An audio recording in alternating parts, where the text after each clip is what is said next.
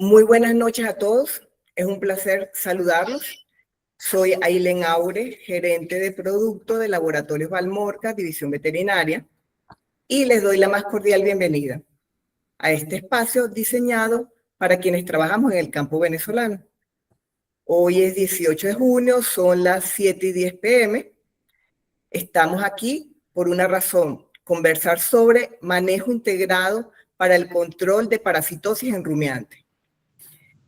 Saludamos a los médicos veterinarios que nos acompañan, a los ganaderos y a los estudiantes que hoy se conectan con un solo objetivo: aprender las estrategias técnicas para maximizar la salud y la rentabilidad de la finca.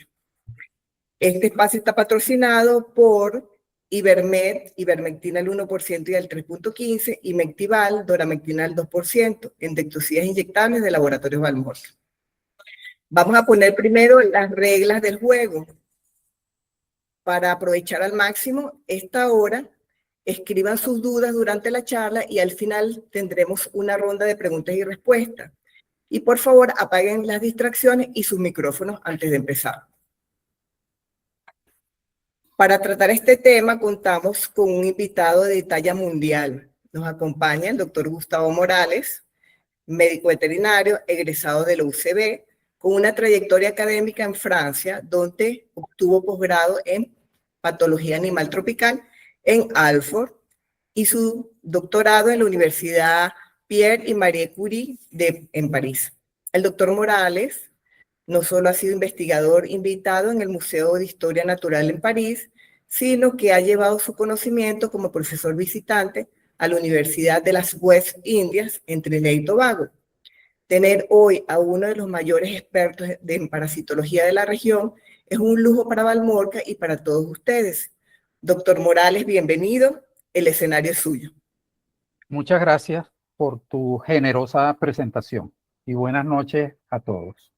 Y a Laboratorios Valmorca por el apoyo para estas actividades podemos definirlas como de educación continua. Gracias, comenzamos. Bueno, hoy vamos a hablar sobre el manejo integrado para el control de las parasitosis en rumiantes.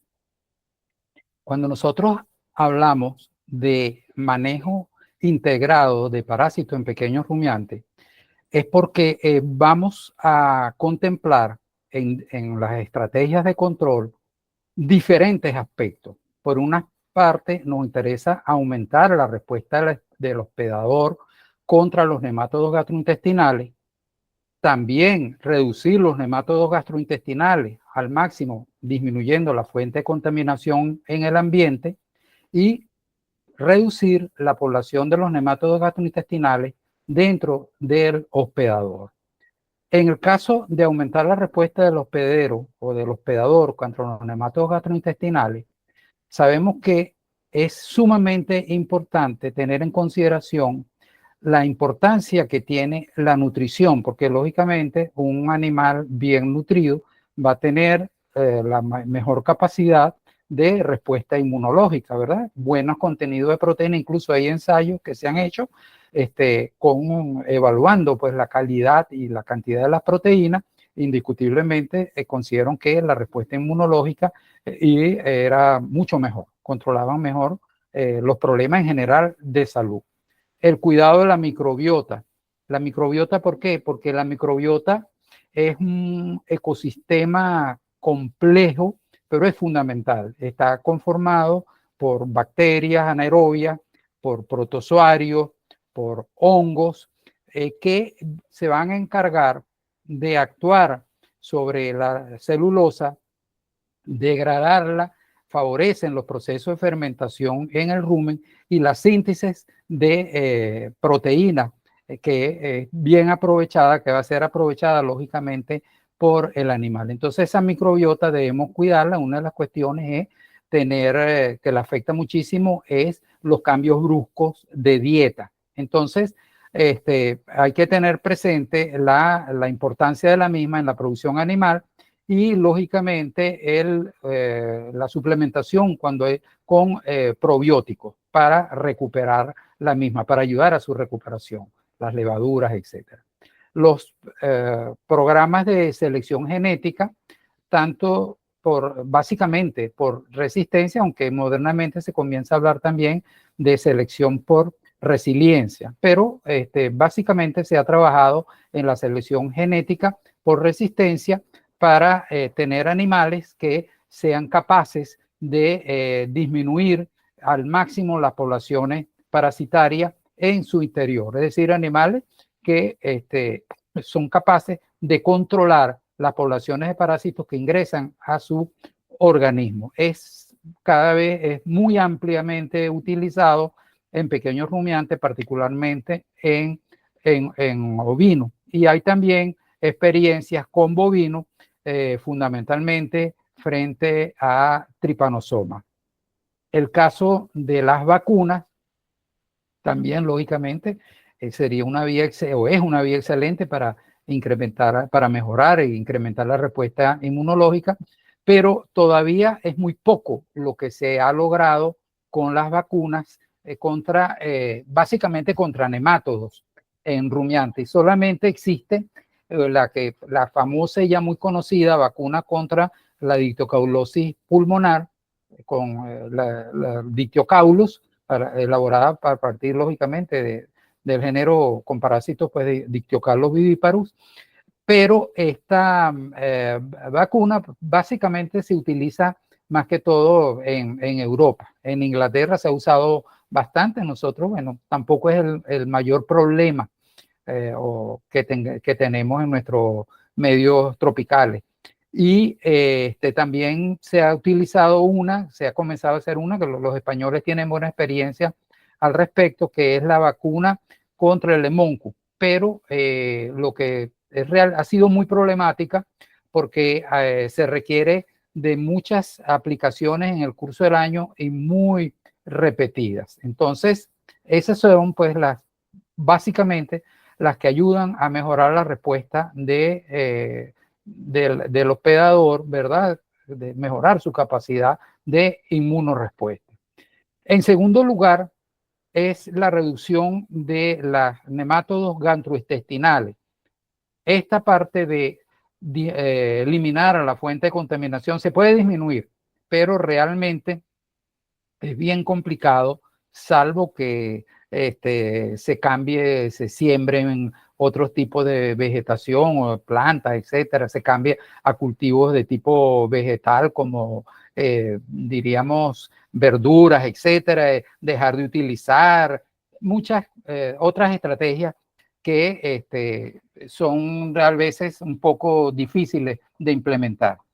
La gestión del refugio, esta es sumamente importante, de esto hablaremos cuando veamos el por qué dentro de los animales el tratamiento antihelmíntico selectivo es de una gran ayuda dentro del rebaño, porque nosotros de esta forma garantizamos que a nivel del pastizal se conserven una población de larvas infestantes que no hayan estado en contacto con el antiparasitario. Por consiguiente, son sensibles a los efectos de los antiparasitarios y nos sirven como un factor de dilución en caso de que se nos comience a presentar problemas de resistencia o que en el caso de haber introducido a la explotación animales de una finca que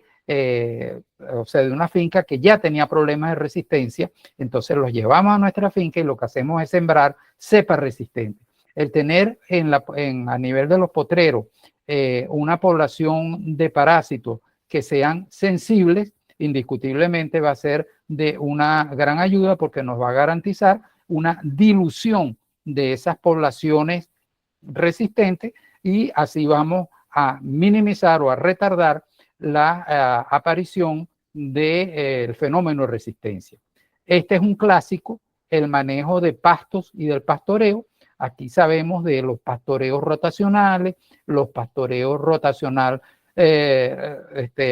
alterno, el pastoreo alterno también, y vemos que ha sido muy clásico, o sea, hay muchos estudios al respecto y lógicamente tiene que ver con carga animal a nivel del potrero, tiempo que tarda el pasto en recuperarse, llegar a la perforación, que es el momento en que tiene mayor concentración de proteína, como criterios de gran utilidad a la hora de establecer los tiempos o los intervalos de ocupación de los potreros. Lógicamente también está vinculado como lo decía anteriormente, a establecer una adecuada carga animal y un tiempo de permanencia adecuado también para evitar el pisoteo, el endurecimiento del suelo y la eliminación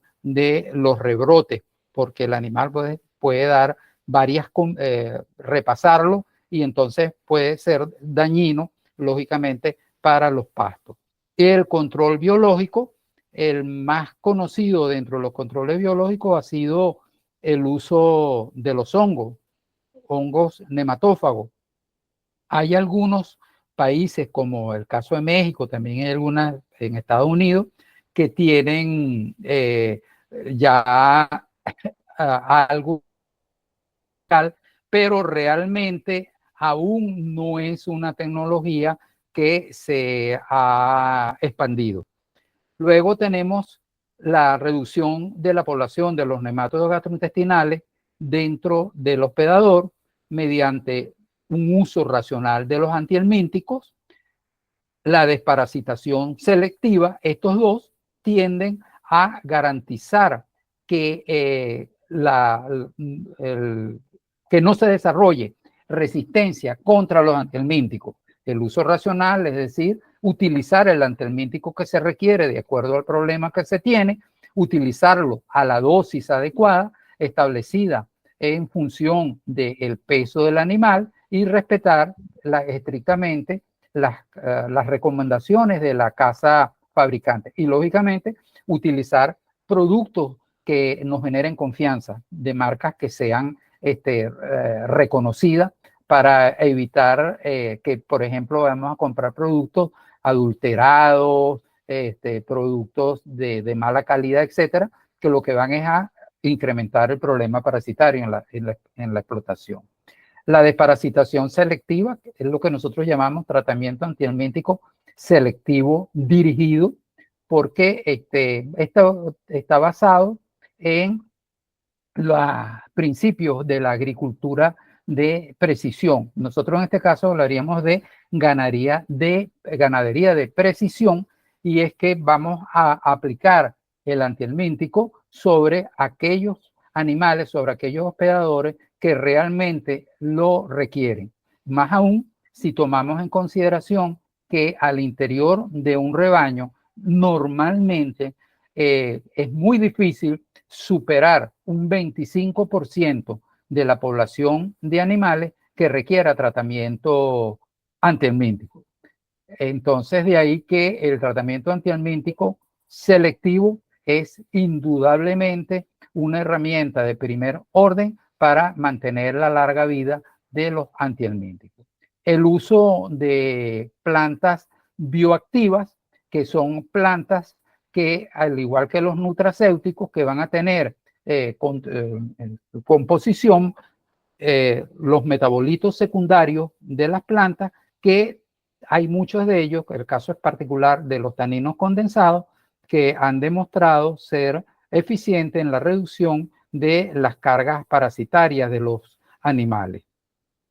Y las agujas de cobre, esto se ha utilizado específicamente contra Haemonchus contortus, y ya en Estados Unidos y en México existen presentaciones en cápsulas de gelatina que se administran a los animales. Hay que hacerlo, sobre todo en los ovinos, con mucha cuidado, con muchas precauciones, por la proximidad que hay entre la dosis aceptada por el animal y las dosis que pudieran ser tóxicas para ese animal. Es básicamente, insisto, usado contra el Haemonchus contortus, y está muy concentrado en los pequeños rumiantes. Cuando nosotros estamos a nivel de una explotación en una finca, pues una explotación ganadera, sabemos que nosotros podemos ser responsables incluso de favorecer el desarrollo de un problema parasitario. Por una parte, por ejemplo, mediante la introducción a la granja de animales infectados, sobre todo cuando su nivel de infección es elevado, porque lógicamente van a ser unos factores de contaminación del pastizal, ¿verdad? Porque un bovino, por ejemplo, con la cantidad de materia fecal que defeca al día, que excreta al día, y si tiene una alta carga parasitaria, pues lógicamente podemos ser, es un factor de contaminación. Y el problema se agrava si introducimos a la explotación animales que vienen de una explotación en la cual por mal uso de los antiparasitarios ya venga con problemas de resistencia. Entonces, antes de soltar un animal a potrero, deberíamos, un animal de reciente introducción al potrero, deberíamos examinarlo e incluso hacer una prueba de resistencia para evitar problemas mayores a nivel de la explotación. Lógicamente, esto está relacionado, ¿verdad?, con el incremento de la cantidad de estadios con poder infectante en los pastizales, introducción a la granja de animales susceptibles, básicamente, pues, animales jóvenes que son introducidos de primera intención en potreros con elevados niveles de contaminación. La alteración de la susceptibilidad que se incrementa debido a situaciones de estrés, como cuando hay procesos de vacunación, castraciones, traslados de animales y también carencias alimentarias, cambios de dieta.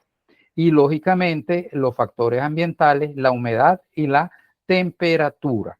La humedad y la temperatura, que fue lo que durante épocas pasadas justificaban básicamente aquellos famosos programas estratégicos que establecían, o sistemáticos, mejor dicho, sí, que establecían a nivel de la explotación, igualito que lo hacían, por ejemplo, con un programa de vacunación, fijaban los meses en los cuales iban a desparasitar. Y lo hacían básicamente sobre todo el rebaño, lo cual indiscutiblemente trajo consecuencias de resistencia a los antiparasitarios. Ya hay reportes de hace bastantes años, incluso la fenotiacina, que fue uno de los primeros que se utilizó, después los benzimidazoles, y así por el estilo fueron surgiendo. Pero a partir del año de 1960 comenzaron reportes en cantidad sobre los problemas de resistencia a los antihelmínticos. Como sabemos, pues las infecciones parasitarias en condiciones naturales las evaluamos básicamente a través del grado o nivel de infección y el porcentaje de individuos infectados. De esto hablaremos más adelante en una lámina bien interesante que tenemos al respecto. Aquí es para que ustedes vean que lo que nosotros tenemos básicamente serían los parásitos a nivel de omaso, intestino delgado, intestino grueso. A nivel de omaso conseguimos básicamente a Moncus, Ostertagia, Teladorsagia, Mesistocirro, Tricoestróngilo y Espiculoterragia. A nivel de, son los géneros, pues. A nivel de intestino delgado, Tricoestróngilo, Coperia, Nematodiro, muy poco reporte en nuestros países. Bunostomo, Estrongiloides papillosos, muy de establo. Neoascaris vitolorum, muy de establo. Y Paracoperia, sí, a nivel también de potrero, como los que les había mencionado anteriormente. Y a nivel del intestino grueso, el esófagostomum, la chavertia, que es específica de los ovinos, y el agriostomum, en nuestro país el agriostomum briburgi, que sí hay reportes y nosotros incluso en el laboratorio de línea lo conseguimos.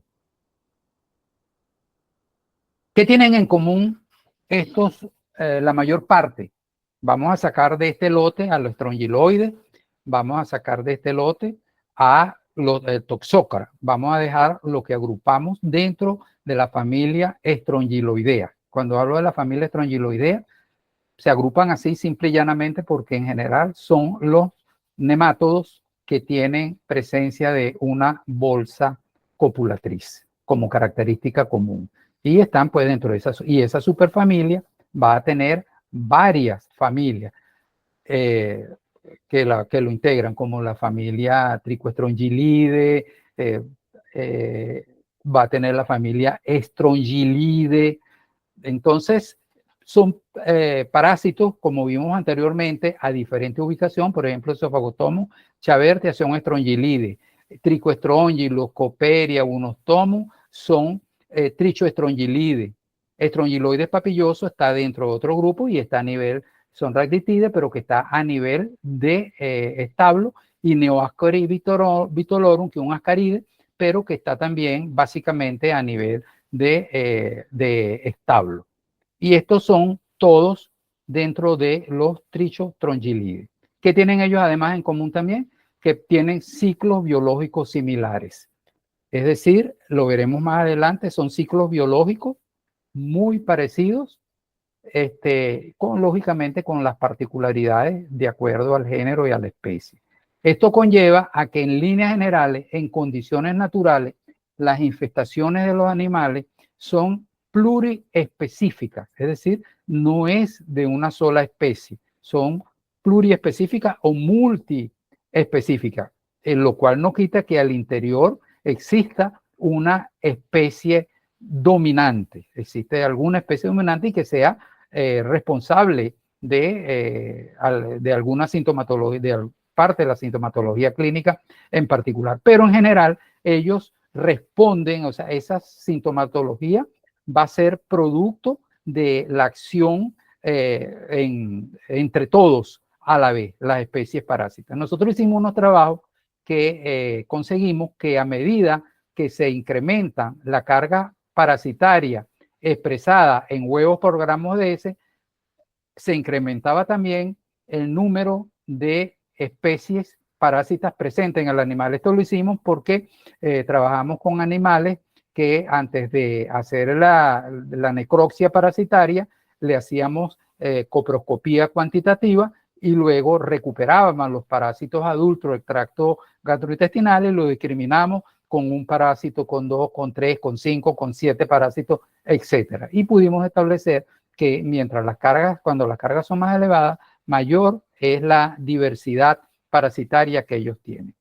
Al fin de cuentas, la enfermedad parasitaria va a estar vinculada, por una parte, a la carga y, lógicamente, a las especies presentes. No es lo mismo que un bovino tenga una alta carga de Mesistocirrus a que tenga una alta carga, por ejemplo, de un parásito como Coperia.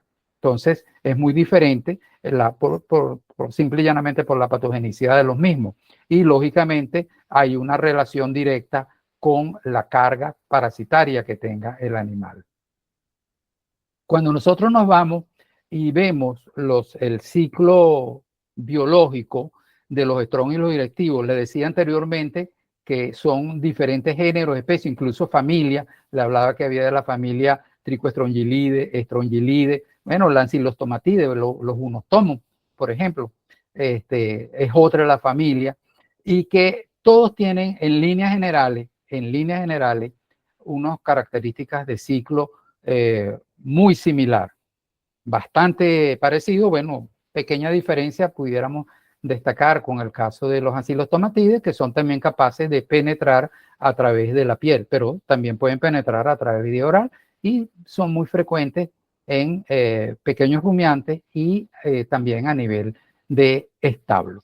Pero bueno, los estróngilos digestivos en general responden a este ciclo. Un animal infestado con parásitos adultos, machos y hembras, ¿verdad? En su tracto gastrointestinal, defeca al medio exterior sus heces que van con los huevos del parásito. Esos huevos del parásito dentro de las heces comienzan un proceso evolutivo y originan una primera larva 1. Esa larva 1 se va a alimentar de microorganismos que están en esa materia fecal y la materia fecal a la vez le va a proporcionar una cubierta protectora, ¿verdad?, externa, ya que endurece su superficie y de esta forma la protege de la desecación por los rayos solares, pero mantiene, conserva su humedad y conserva esas poblaciones, esas cantidades de microorganismos que sirven de nutrición. Al cabo de unos días, esa larva 1 sufre un proceso de muda, ¿verdad? Y pasa a larva 2.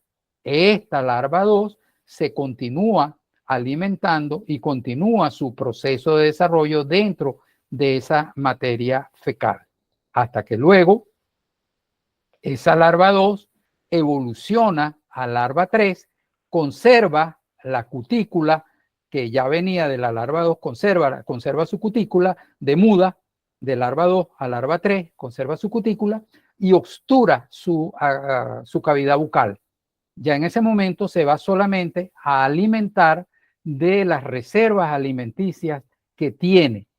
De ahí abandona la materia fecal y se desplaza para ubicarse en el pasto para ser consumida por el animal. Normalmente hay unas fotos muy famosas donde salía una cantidad de larvas aglomeradas dentro de una gotica de rocío, y es lógicamente porque ellas van a desplazarse y van a acumularse ahí por la humedad que les brinda, ¿verdad? Luego, cuando avanza, se calienta el sol, se desecan, esas larvas buscan descender y se van a ir a la parte muy abajo, pues a la parte basal de la planta para protegerse de la desecación de los rayos solares. Luego, el animal, al ingerir esta planta con las larvas, se infesta, ya el animal la ingiere como larva 3, ahí dentro del animal esa larva 3 muda a larva 4, que luego muda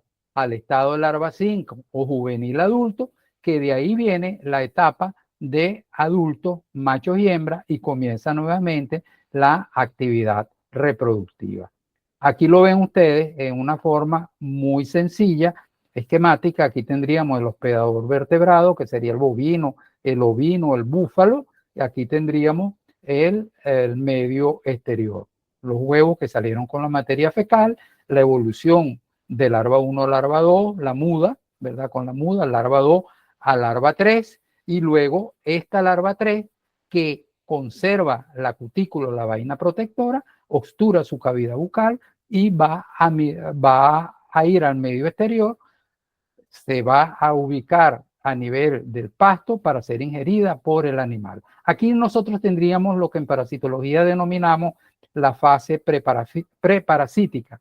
Aquí, la preparasítica, aquí tendríamos la preinfestante, y aquí tendríamos ya con L3 sería la capacidad infestante. Y aquí, después que ingresa la L3 hasta L5, estaríamos entre las fases prepatentes, y ya cuando cansa al estado adulto, estaríamos en las fases patentes. Es decir, el animal, el parásito, denota su presencia dentro del hospedador porque comienza a producir huevos que son diagnosticados a través de la coproscopía. Mientras están en etapa inmadura, es imposible hacer ese diagnóstico por coproscopía. Por eso hablamos de fase prepatente. Ya cuando alcanza el estado adulto y es capaz de patentizar su presencia en el hospedador, hablamos de fase patente. Y bueno, lógicamente la cantidad de huevos que salen al medio exterior van a depender de la prolificidad del género y especie parasitaria que estén presentes. Cuando las larvas salen allá al medio exterior, aquí está donde vemos nosotros que a medida que se van alejando del punto de deposición inicial, va disminuyendo la cantidad de larvas, ¿verdad? Fíjense ustedes aquí mucho más concentrada, y aquí menos, aunque lógicamente son en cantidades considerables. Se estima que aproximadamente un 95% de las poblaciones parasitarias están al nivel del pasto y solamente un 5% a nivel del hospedador. Y ese 5%, lógicamente, puede ser considerable en número. ¿Qué pasa con los animales a nivel de pastoreo? Hay tres comportamientos. Esto es producto de investigación de los etólogos, es decir, los especialistas en comportamiento, que ellos hablan de estrategia de evitación, la selección de plantas ricas en proteínas y consumo de plantas ricas en taninos. Esto último se ha observado básicamente en pequeños rumiantes. La estrategia de evitación es que los animales evitan consumir el pasto que está cerca de las pasturas contaminadas con las heces. Entonces, los animales con mayores cargas también pastan lejos de esos pastos contaminados. Pero ¿qué sucede cuando nosotros tenemos una sobrecarga de animales a nivel del potrero o lo dejamos mucho tiempo en el potrero? Que cada vez va quedando menor pasto disponible y ahí no va a haber respeto de que si la pastura está contaminada o no, simple y llanamente van a regresar y van a volver a alimentarse de la misma planta que ya habían consumido, que ya habían parte de la cual ya había sido consumida. Y entonces, lógicamente, incrementan los riesgos de infestación parasitaria. La selección de plantas ricas en proteína. Se ha observado que animales más parasitados consumen plantas ricas en proteínas como mecanismo compensatorio. De ahí que, por ejemplo, incluso el tener estas plantas, árboles, arbustos, que provean de proteína de buena calidad, es una estrategia bien interesante porque los animales que están más parasitados tienen tendencia a consumir ese tipo de plantas. Y el consumo de plantas ricas en tanino. Esto se ha observado mucho en ovinos, que hay un comportamiento de automedicación mediante mayor ingesta de plantas ricas en tanino por parte de los animales más parasitados. Hicieron unos ensayos donde animales observaron su comportamiento con animales que tenían altas cargas parasitarias y vieron que en condiciones naturales tenían pues la disponibilidad de pasto normal, pasto natural corriente, y tenían también unas plantas ricas en tanino. Y ellos consumieron plantas en tanino, ricas en tanino, pero cuando esos animales fueron tratados, no se observó diferencia, no se observó ese mismo comportamiento. Es decir, no las buscaban como las buscaban cuando estaban con alta carga parasitaria. Esto, pues, insisto, son ensayos básicamente realizados con pequeños rumiantes. Cuando nosotros hablamos en línea general de los helmintos del tracto gastrointestinal, que ya se los mencioné, les mostré la gráfica, vemos nosotros que muchos de ellos ocasionan trastornos, pues, lógicamente por succión de sangre, ¿verdad? Como el lemón con el mecistocirro, lesiones a nivel de la mucosa, como ostortagia y tricoestrongylos axei, también a nivel del intestino delgado, bovino, ovino, cabras, que observamos en el caso de los tricoestrongylos, los daños a nivel de la mucosa, bunostomo, como les dije anteriormente, es un parásito hematófago, por consiguiente, pues es anemizante, coperia, nematodirus, estrongiloides, son que ocasionan lesiones a nivel de la mucosa. Este Paramphystomum vamos a dejarlo solamente a nivel de forma juvenil, que es cuando ocasiona fuertes lesiones a nivel del duodeno en su proceso migratorio juvenil. Ya cuando se localiza a nivel del rumen retículo, al estado adulto, su patogenicidad disminuye. Las coccidias, lógicamente, daños en la mucosa, y la moniesia también, pero un mínimo, aunque es poliatriz de nutrientes. Aquí vemos también el trichiuris en menor cantidad, succionador de sangre, el esofagostomum, muy conocido por los famosos nódulos en ciclos de reinfestación que ocasiona a nivel de la mucosa del intestino grueso. En ovino, daños de la mucosa de la coccidia, y Chavertia también, pues, se ha relacionado con poca patogenicidad. En general, los nemátodos, y por eso cuando yo les digo que las infestaciones son pluriespecíficas, obtener infestaciones monoespecíficas es bastante difícil, básicamente en condiciones de laboratorio, porque lo normal es que en condiciones naturales estén más de 2, 3, 5 especies presentes en un solo animal que esté parasitado. Y aquellos animales que se parasitan tienen eso que los ecólogos llaman el efecto imán. Parece que atrayeran a que otros parásitos también ingresaran. Y es lógico porque tienen una débil respuesta inmunológica y son más sensibles, son más susceptibles a infestarse. En general, y esto lo vemos pues desde la facultad, que las acciones de los parásitos son acciones de tipo mecánica y acciones de tipo expoliatriz. La acción mecánica a nivel del abomazo, porque lesionan las glándulas fúngicas y eso hace que el pH se eleve, es decir, se alcalinice. Y entonces el pexinógeno no se transforma en pexina y por consiguiente no se produce el mejor aprovechamiento de degradación, por degradación de la proteína.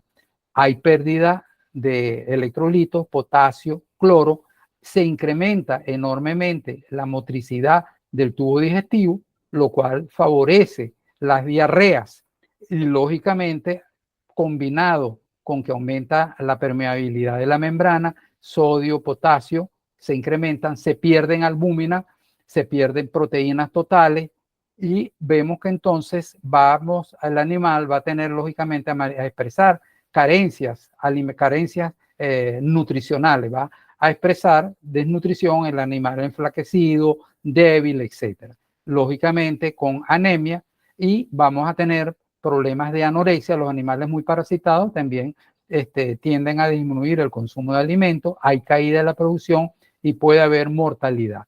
Aquí dejé la de la acción expoliatriz, muy en particular, porque realmente vemos nosotros, y es muy conocido, y eso ha dado origen a técnicas de diagnóstica específicas, como es el FAMACHA de los pequeños rumiantes, es la caída del valor hematocrito y de las tasas de hemoglobina, producto a la hemorragia que ocasiona parásito. Cuando se fija a nivel de la mucosa, segrega una toxina anticoagulante y el órgano continúa goteando sangre. Hay mucha pérdida de sangre, además de la que el animal consume.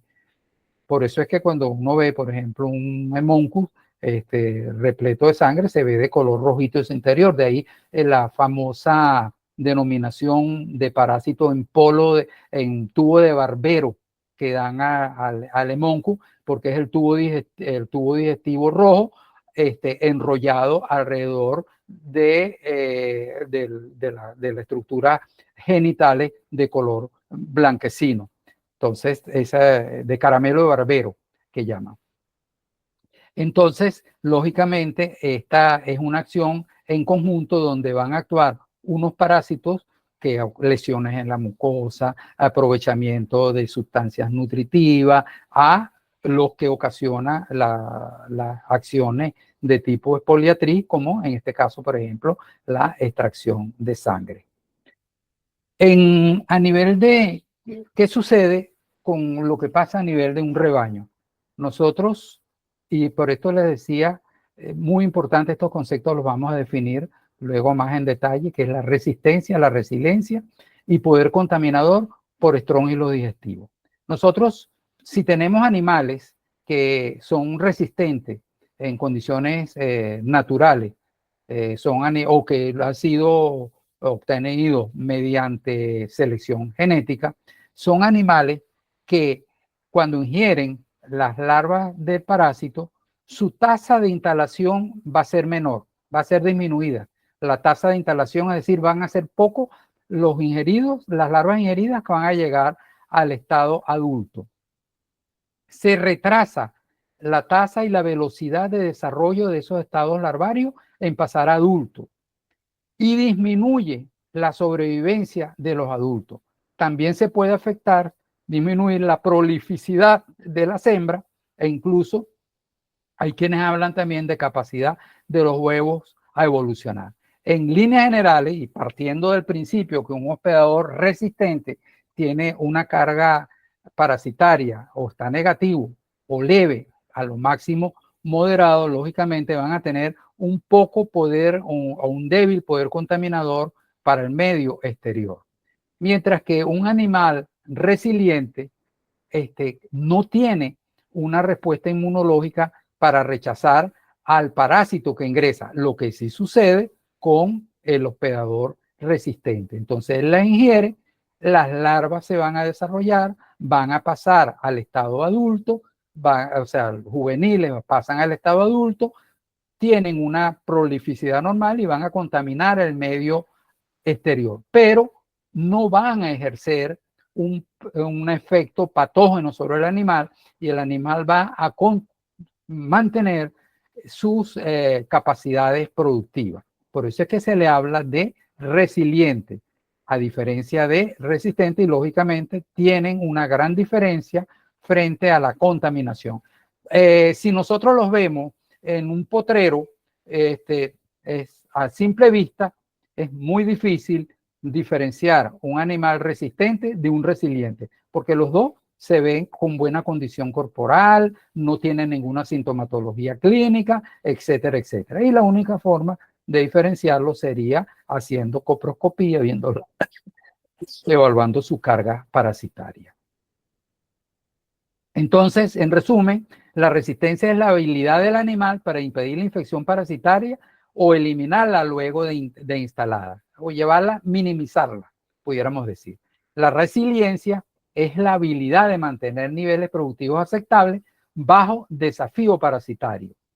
La tolerancia, actitud del animal de sobrellevar la infección parasitaria tolerando sus efectos. Es decir, aquí la tolerancia y la resiliencia pudiéramos decir que como concepto se sobreponen, pero realmente la resiliencia ha sido más utilizada en el caso de los nemátodos y la tolerancia ha sido más utilizada en el caso de hemotrópicos, particularmente en el caso de tripanosomas. Por eso es que se habla de bovinos trípano tolerantes.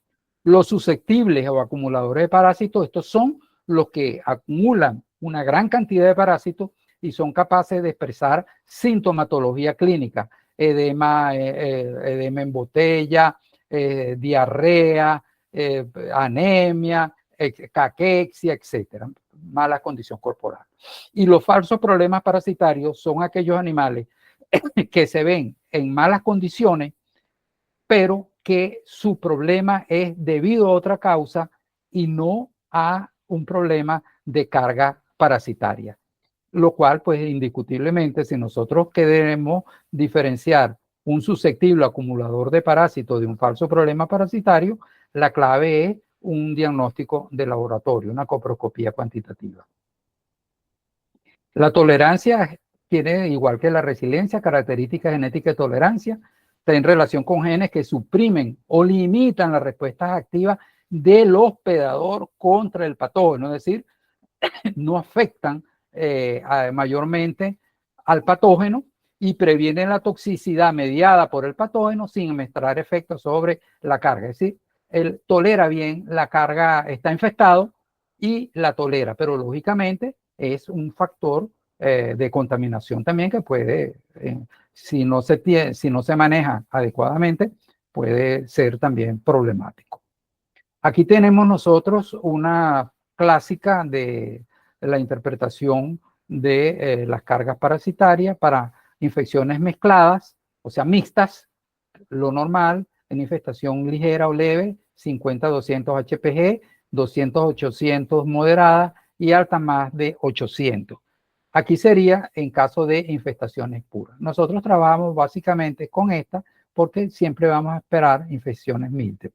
Aquí lo tenemos en el caso de ovino, 50-800, 800 a 1200, las moderadas y más arriba de 1200, las elevadas. Esto es establecido en base a la técnica de coproscópica de Mann-Master con un factor de multiplicación de 50, es decir, que cada huevo encontrado equivale a 50. Esto aparece en la publicación de Kerman y Hiller, ya tiene unos cuantos añitos, creo que de 1966, pero sigue siendo una clásica muy utilizada.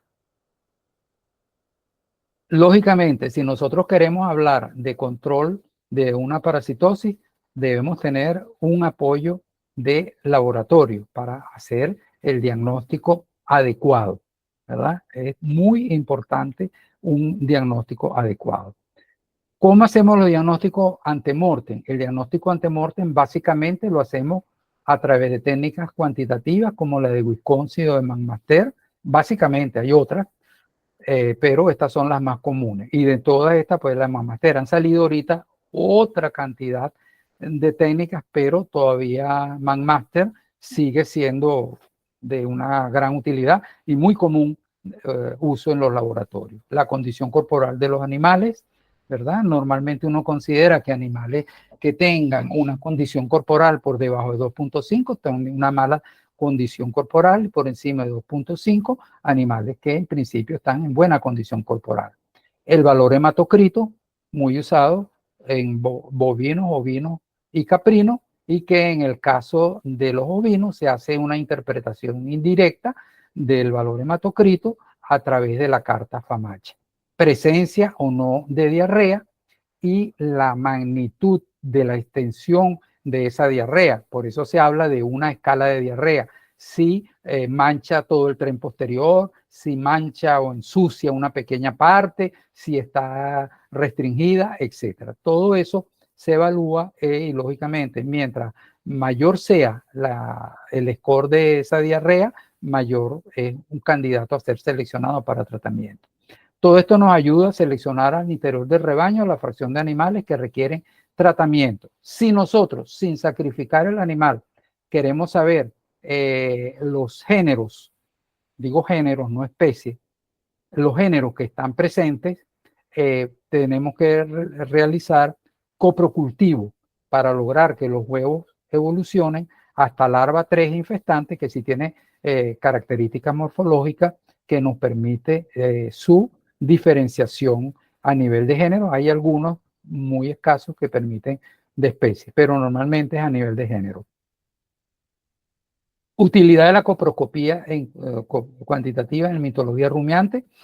Es indiscutiblemente un caballito de batalla porque nos ayuda a detectar si hay problemas de quimiorresistencia. Cuando nosotros compramos animales de una finca, debemos, además de tener el historial de tratamientos que tienen esos animales, dosis que han empleado, frecuencia de administración de esos productos, debemos también hacer una detección de quimiorresistencia, porque si tenemos quimiorresistencia y soltamos esos animales a un potrero con una población de refugio baja o débil, indiscutiblemente estamos introduciendo ya el problema de resistencia dentro de nuestro potrero. Nosotros tuvimos una experiencia en Trinidad con animales que estaban criados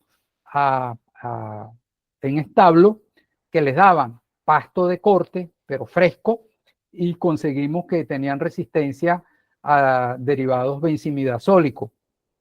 Nos llamó mucho la atención, pero vimos que resultaba que el pasto lo traían de unos potreros donde estaban sometidos, donde pastoreaban unos ovejos que estaban sometidos a una enorme presión de tratamiento antihelmíntico. Cuando evaluamos esos animales, lógicamente también nos dio quimiorresistencia, pero lo teníamos a nivel de animales que no salían al potrero, sino que el propietario de la pequeña explotación cortaba pasto de esa finca donde estaban los animales que eran quimiorresistentes. Entonces él introdujo a su establo el problema.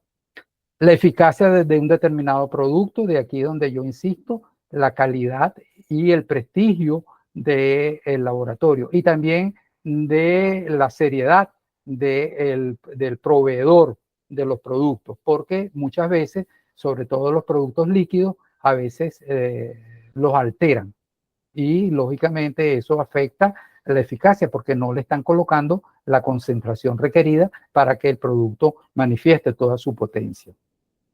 Nos sirve también para evaluación del éxito de la frecuencia y de los intervalos entre tratamientos. Si nosotros hacemos posterior a los tratamientos, establecemos una frecuencia de exámenes, podemos por una parte evaluar la eficacia del producto y por otra parte podemos también establecer cuál es el intervalo, o sea, en cuánto tiempo duraron esos animales para reinfestarse nuevamente.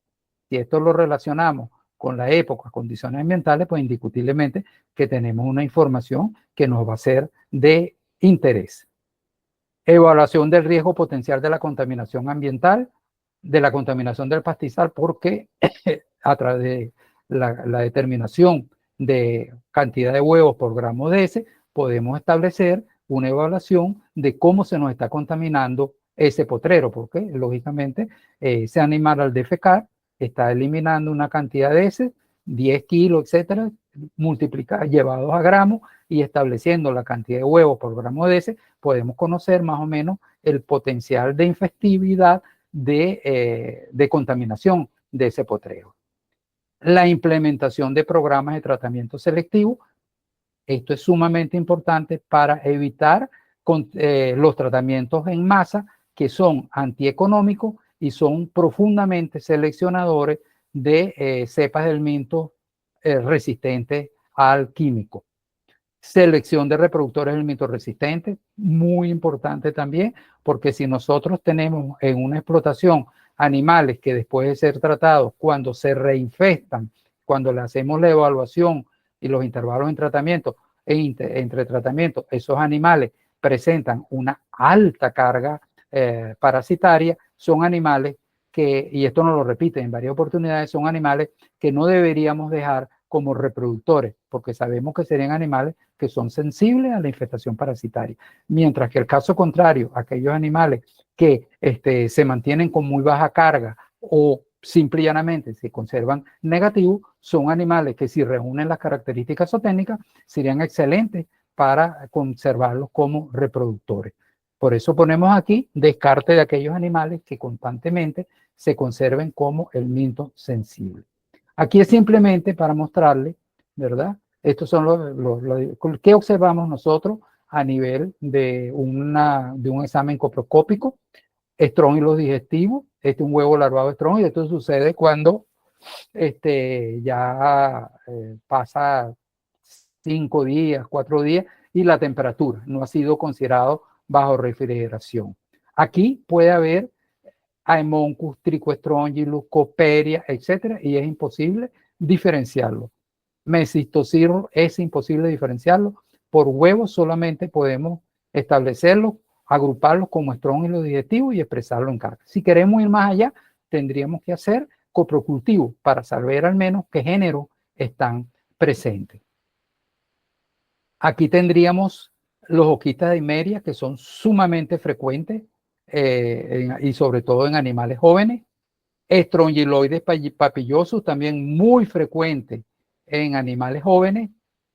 Moniesia, más frecuente en ovinos que en bovinos, pero en ambos las moniesias están presentes y también muy comunes en animales menores de 6, 8 meses. Lógicamente, aquí tenemos un parásito que tiene hospedador intermediario. Aquí tenemos parásitos que son sin hospedador intermediario, pero aquí tenemos particularidades que limitan que su mayor transmisión sea a nivel de establo, es decir, Toxocola vitolorum, Trichuris y Coccidia también, y los estrongyloides son parásitos que se adquieren fundamentalmente a nivel de establo y estróngilo digestivo a nivel de potrero. Aquí, en el caso de Toxócara, es muy importante destacar la importancia que tienen los becerros, porque son los becerros los que tienen la capacidad de contaminar el medio ambiente, porque es en ellos que se desarrolla el parásito hasta el estado adulto. También es autolimitante, muy difícil conseguir huevos de Toxócara en animales después de los 6, 8, 10 meses de edad. Es una parasitosis muy vinculada a animales jóvenes. Y en bovinos sucede también muy frecuentemente con el estrongyloide papilloso, que también tiene un efecto autolimitante. Cuando nosotros expresamos, yo les mostré las láminas de ligero, negativo, leve, moderado, alto, y lo expresamos por cargas parasitarias Aquí no estamos considerando condición corporal, diarrea, sino simple y llanamente conteo de huevo. Vamos a conseguir animales negativos, que son los que no conseguimos nada. Leve, un nivel de infección, tiene poco o ningún efecto sobre la salud o productividad. Moderado es, para algunos casos, aquí conviene evaluar el animal en su condición corporal, si tiene o no tiene diarrea, hematocrito, etcétera, porque en caso que esté afectando la salud, requeriría tratamiento. En otro caso, en principio no.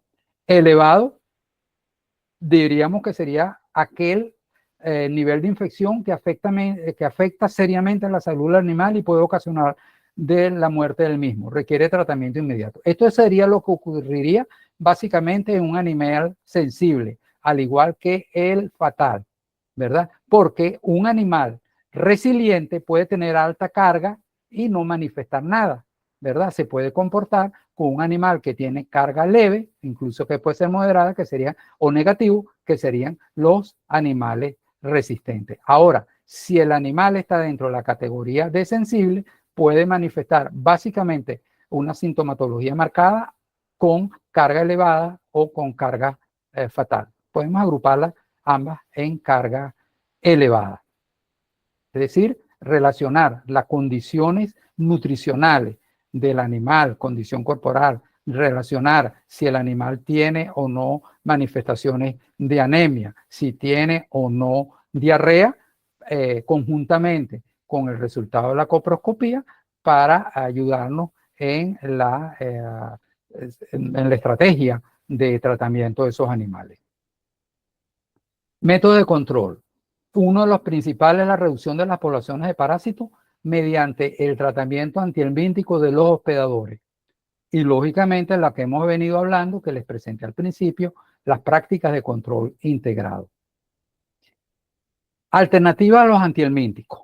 Normalmente, bueno, lo de las vacunas, solamente y básicamente tenemos dos vacunas que a nivel comercial, en el caso de los helmintos, básicamente, que son la del litiocaulo y la del hemonco.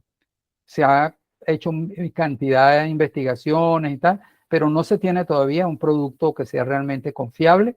Y en el caso de, les insisto, en el caso del hemonco, de los pequeños rumiantes, es una vacuna que requiere como 4 o 6 aplicaciones, es decir, es un trabajo muy engorroso. Entonces, todavía no podemos darlo como una alternativa disponible. Cruzamiento selectivo, sí, porque la resistencia a la infestación parasitaria es de índole genética y de características individuales. Ustedes pueden conseguir una mayor variabilidad entre individuos de la misma raza a veces que entre individuos de razas diferentes. Por eso hay que poner el ojo sobre los individuos y evaluarlos a ellos. ¿Por qué? Porque para seleccionarlos y para utilizarlos en cruzamientos selectivos para obtener animales helmintos resistentes, básicamente. Es muy usado y hay bastantes progresos en el caso de pequeños rumiantes. Manejo del pastoreo, indiscutiblemente que ha sido uno de los caballitos de batalla tradicionales, como es la rotación de potrero, los pastoreos mixtos, los pastoreos rotativos alternos, etcétera. Pero como dice aquí, pudiera ser mejor explotado si nosotros evaluamos y conocemos, lógicamente requiere un buen conocimiento del proceso de desarrollo de la planta, porque nosotros deberíamos introducir los animales al potrero en el momento de la prefloración, que es cuando la planta tiene su mayor contenido proteico. Control biológico. Está todavía, hay empresas comerciales, sé que en México, Estados Unidos, que producen hongos y fomicetos para controlar a nivel de la pradera, pero requiere el consumo, la administración prácticamente continua de esos hongos en la dieta de los animales para que cuando las heces salgan al medio exterior, los hongos se desarrollen en la materia fecal y capturen a las larvas de los parásitos que se desarrollaron, que el animal llevaba. Todavía está a nivel experimental y no tiene tampoco un efecto 100%. Pues, no tiene el efecto knockout que pudiéramos asimilarle a un tratamiento químico. La nutrición aquí, lógicamente, altos niveles de proteína en la dieta se han relacionado con bajas cargas parasitarias. El uso de forrajes bioactivos y la presencia de taninos condensados. En estos, por ejemplo, hay bastantes experiencias muy prometedoras con el uso de la moringa. Se ha utilizado mucho y realmente ha sido bastante, hay resultados bien interesantes. De eso hablaremos también un poquito más adelante. El control integrado, que es lo que hablamos desde el comienzo, combinación de todas las alternativas que podamos combinar, y la reducción, sumamente importante, de la selección del antihelmíntico resistencia, es decir, de cepas parasitarias resistentes a los antihelmínticos, mediante disminución de la frecuencia de los tratamientos y mediante la realización de tratamientos antihelmínticos selectivos, es decir, aplicar los principios de la agricultura de precisión a la ganadería. Entonces la definiríamos como ganadería de precisión. Aquí es para mostrarle los hongos, básicamente las especies de hongos y fomicetos que aún continúan y de los cuales se han preparado productos algunos experimentales, aunque también hay presentaciones comerciales, son la Dunitonia flagrans y el Arthrobotrys oligospora. Ellos capturan, se desarrollan a nivel de la materia fecal. Algunos de ellos van a estrangular a la larva cuando se desarrolla y otros van a capturar y a succionar el contenido, porque son larvas que consumen nematodos, son nematófagas y han sido utilizadas para combatir a un nemátodo de tubérculos y tal, que es la meloidoyina, de mucha importancia en los agricultores. Y entonces, bueno, esos ensayos inspiraron a los helmintólogos veterinarios que tomaron experiencia de los nematólogos y los que trabajan pues con estas problemáticas a nivel de plantas.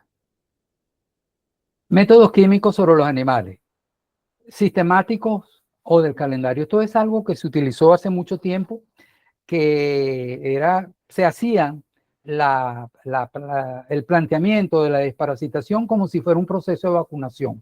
Y entonces, igualito que colocaban vacuna contra lactosa, prueba de brucelosis, desparasitación. Y lo hacían a todo el rebaño, en fecha fija, considerada supuestamente de mayor riesgo. ¿Qué sucede cuando ustedes desparasitan a todo el rebaño? Que es un trabajo enorme y entonces es muy difícil administrar la dosis por peso del animal, por peso real observado del animal. Entonces se hace mucho al 2% y hay animales que quedan sobredosificados, animales que quedan subdosificados. Y la subdosificación es una vía excelente para la selección de cepas helmintoresistentes. Luego, al nosotros tratar todo el rebaño, estamos generando cepas parasitarias resistentes que van a ir a un potrero y si el potrero, ya tenemos resistencia, el potrero se va a contaminar con puras formas de diseminación del parásito que ya son resistentes. Entonces, no se va a producir ese efecto dilución. Esa es una de las consecuencias más peores, pues, o de las peores consecuencias que ocasiona la desparasitación masiva. Y por eso es que es un factor bastante favorecedor del surgimiento de cepas helmintoresistentes y de que salgan del mercado moléculas parasitarias, lo que conlleva una disminución del arsenal terapéutico de que disponemos para el combate de los estrógenos digestivos. El táctico, este es el que realiza el tratamiento también de todo el rebaño extemporáneamente en función de cambios climáticos. Es decir, el individuo dice, hey, llovió, pum, a tratar a todos los animales. también es nocivo porque el tratamiento en masa, como yo lo expliqué anteriormente, es un seleccionador de cepas del minto resistente, y al ser el tratamiento de todo el rebaño, todas las implicaciones que implica de sobredosificaciones en algunos casos y subdosificaciones en otros, con las consecuencias que esto lleva, además de pérdidas económicas por utilizar tratamiento en animales que no lo ameritan, tratar animales que no requieren tratamiento. Ya cuando nosotros vamos al tratamiento selectivo, sí ya tenemos otra cuestión. Nosotros nos vamos a dirigir a tratamientos. Hay un selectivo que tampoco es muy conveniente, que es cuando yo digo, bueno, esta fracción de animales, porque son los únicos que son jóvenes, hay que evaluar el animal completo. Hay que ver si efectivamente amerita o no amerita el tratamiento. Por eso es que preferimos el tratamiento selectivo dirigido, es decir, dirigirnos a aquellos animales que presentan alguna sintomatología clínica o que tienen lógicamente una mala ganancia de peso, tienen una deficiente condición corporal, ¿verdad? Como le decía en el caso de los bovinos, por debajo de 2.5, y vemos las condiciones, si el animal está anémico, que por ejemplo se usa mucho en el caso de los ovinos, y se relaciona con que es anemia debida al monco, y se procede al tratamiento de todos aquellos animales que en la carta FAMACHA tienen una mucosa que está básicamente en 4 y 5, pero uno allá a partir del grado 3 pudiera tomar la decisión. Diarrea y la extensión de la misma, pérdida de peso, no ganancia de peso, mala eficiencia alimentaria. El tratamiento metafiláctico, de acuerdo al contexto clínico, concentrado en los individuos enfermos, pero lógicamente también concentrado en los individuos en que no estén ganando peso, que tengan mala condición corporal. Son indicativos, ya ustedes verán por qué. La importancia que tienen los tratamientos antihelmínticos selectivos dirigidos van a reducir la cantidad de dosificaciones que nosotros requerimos, porque vamos a concentrar los tratamientos básicamente en los animales que son más sensibles a la infestación y que son los responsables de la mayor contaminación del pastizal, y lógicamente son los que están más afectados. La idea central es realmente práctica y es muy sencilla, porque vamos a utilizar criterios que son criterios marcadores que nos ayuden al interior del rebaño a escoger aquellos animales para ser tratados, ¿verdad? Marcadores parasitológicos que nos ayuden a seleccionarlos y que lógicamente, combinado con la coproscopía cuantitativa, es de una enorme utilidad, porque nos va a descartar del rebaño aquellos animales que sean falso problema parasitario. ¿Por qué? Porque si nosotros tenemos un falso problema parasitario, le damos el tratamiento antiparasitario, pero su problema, insisto, no es de índole parasitario, ese tratamiento lo que estamos es perdiéndolo, porque es por otra causa y estamos descuidando esa causa. Cuando hacemos el descarte y la separación entre un animal sensible de un falso problema parasitario, podemos decir a quién vamos a tratar con el antihelmíntico, y nos permitiría concentrarnos en dilucidar a qué se debe la mala condición del falso problema parasitario. Y la reducción en el uso de antihelmíntico en los programas TAS favorece el mantenimiento de poblaciones de parásitos en refugio, porque no estamos haciendo el tratamiento masivo. Eso nos va a reducir la presión de selección, limitando el desarrollo de los parásitos quimioresistentes. Nos va a minimizar la contaminación ambiental, efectos nocivos, por ejemplo, si nosotros abusamos de las lactonas, que incluso no solamente la lactona, muchos de los tratamientos que se utilizan actualmente, como la oxiclosamida, por ejemplo, también tienen efectos sobre la fauna edáfica. No es exclusivo, pero nosotros, pues por eso es que tenemos que ser responsables con el uso de estos productos, y lo mejor sería que estuvieran en manos de médicos veterinarios que tomaran todas las precauciones respectivas.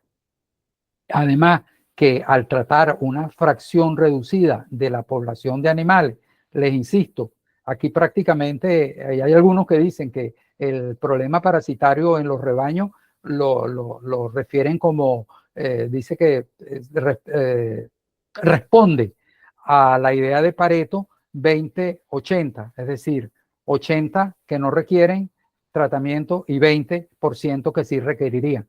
Yo diría que en líneas generales no pasan de un 25% al interior de un rebaño los animales que requieren tratamiento antihelmíntico. Y así nosotros mejoramos la calidad de los derivados lácticos y cárnicos que consumimos porque van libres de residuos de índole química.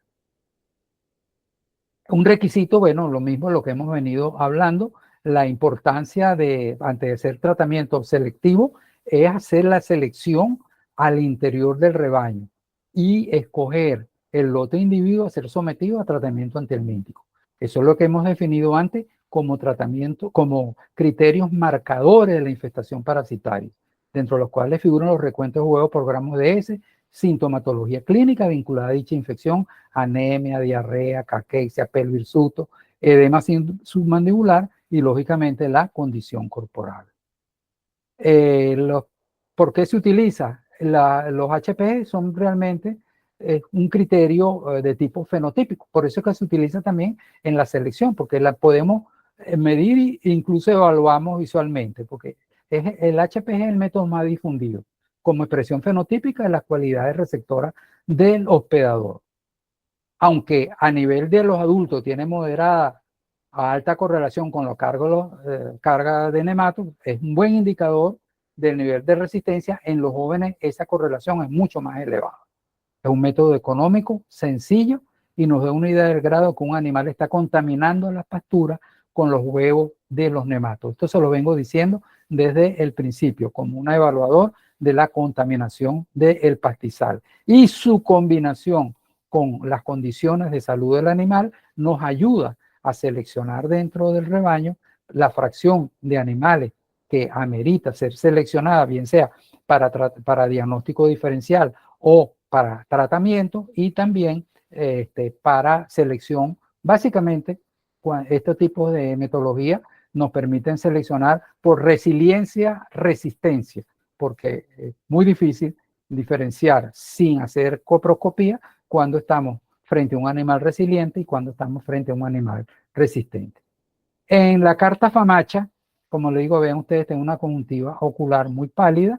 Esto se relacionó con los valores hematocritos y de los animales y se relaciona con los colores de una carta. Una carta, aquí tenemos el grado 1, es un animal con una buena coloración de la conjuntiva ocular, es un animal que desde el punto de vista, en este caso básicamente es para hemoncus, diríamos, bueno, no tiene un problema de moncosis. Aquí también ese animal está en buenas condiciones. El problema lo vamos a comenzar a partir del grado 3. Aquí tiene que ser muy bien observado porque ya comienza la mucosa a verse pálida, y los 4 y 5 son específicamente, aquí no hay nada, aquí hay que tratar ese animal porque nos está indicando ya que la situación parasitaria y la anemia que tiene es muy fuerte. Esto, como ustedes ven, se hizo. El libro original tiene un análisis estadístico bien interesante donde se considera el valor hematocrito, el color de la conjuntiva ocular y la carga parasitaria en hemoncus de los animales. Esto lo hicieron en Sudáfrica y se llama Famacha por el nombre de quien hizo la creación, quien hizo la propuesta, que se llama Fafa Malan y Char de Carta. Fafa Malan Char. Famacha. Ok, el índice de diarrea, como le decía, es muy importante porque la diarrea, por ejemplo, es un animal, esto es lo que nosotros llamaríamos ya un nivel de diarrea en escala 5, o sea, está todo el tren posterior del animal sucio. Las diarreas son en general ocasionadas por tricoestróngilo, ostertagia y teladorsagia. Estas son, antes se separaron en género, pero son ostertallines, ambas, que ocasionan anorexia, heces blandas o diarreas y emaciación, y este es uno de los criterios que se utiliza como criterio de selección a nivel del rebaño. Quise traer esta lámina para que en líneas generales, cuando las diarreas son hemorrágicas en animales jóvenes, la relacionamos con coccidiosis. Si es negruzca, debido a que son parásitos hematófagos, bunostomum y hemoncus. Mucoide, amarillenta y algunas veces con estrías de sangre, Ascaris y estrongiloides, ambos parásitos básicamente a nivel de establo. Verduzca, cerosa, olor nauseabundo y expulsada con fuerza, o esofagostomum. Y diarrea fétida y expulsión de heces en arco, acción de las formas inmaduras de Paramphystomum a nivel del duodeno. Estas dos pudieran ser confundidas, ¿verdad? Lógicamente, este es de ciclo directo, este es de ciclo indirecto, y aquí influye mucho la zona de procedencia de los animales, zonas húmedas, con riachuelos, con presencia de ligneidos, etcétera, porque el caso de los paramfistomidos tiene un ciclo externo, fuera del hospedador definitivo, tanto en el medio ambiente a nivel del hospedador intermediario, muy similar al de fasciola hepática, y ambas requieren el mismo hospedador. Aquí tienen ustedes el clásico edema en botella. Miren aquí que aquí se le ve también la anemia.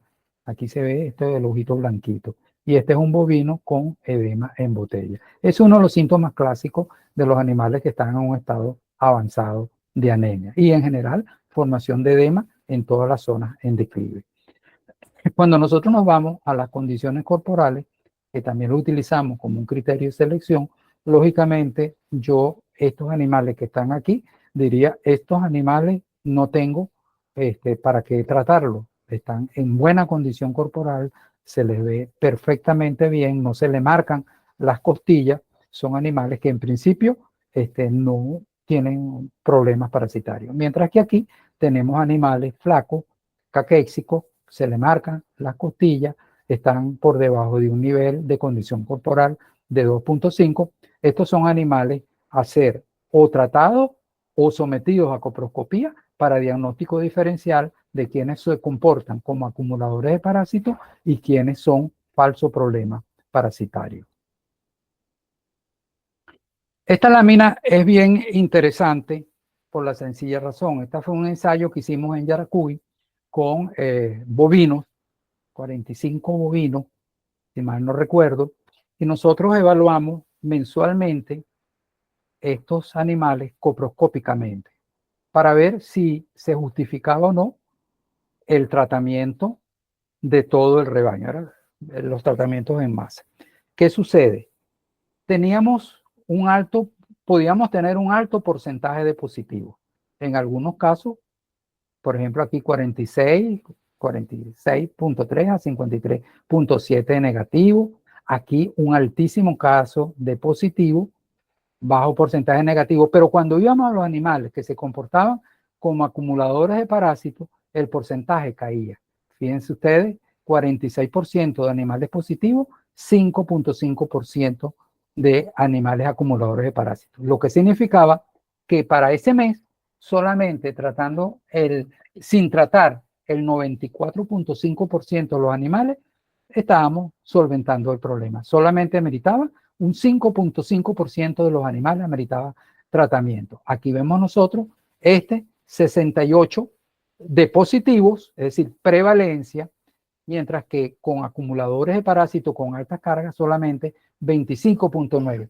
Esto quiero resaltarlo porque la prevalencia en el mitología es de importancia solamente para decirnos el porcentaje de individuos que están parasitados, pero no nos da ninguna información sobre los niveles de infestación. Por eso es que las técnicas cualitativas que nos dicen positivo o negativo nos pueden servir para un despistaje y también para una orientación si vemos, por ejemplo, a nivel de campo, en el campo ocular, vemos si hay muchos o pocos huevos. Entonces, bueno, oye, vamos a hacer una cuantitativa para poder cuantificar en expresión por gramo de ese, qué cantidad de huevos hay por gramo de ese. Porque la prevalencia por sí sola es un indicador pobre del problema parasitario.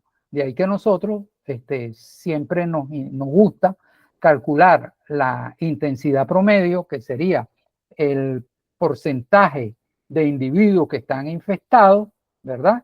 El porcentaje de individuos que están infectados sobre las cargas parasitarias que tienen, o sea, el número de individuos efectivamente positivos sobre las cargas que tiene. Así sacamos un promedio que nos va a indicar más que una media que tomamos de los exámenes coproscópicos divididos entre todo el rebaño, porque se nos va a diluir y nos va a dar, lógicamente, unos valores muy bajos, porque el porcentaje de individuos negativos va a ser generalmente alto.